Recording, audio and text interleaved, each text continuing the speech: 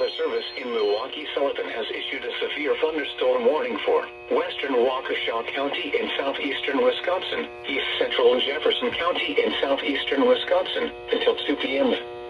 At 12:53 p.m., a severe thunderstorm was located near Lac La Belle, or 8 miles southeast of Watertown, moving southeast at 20 miles an hour.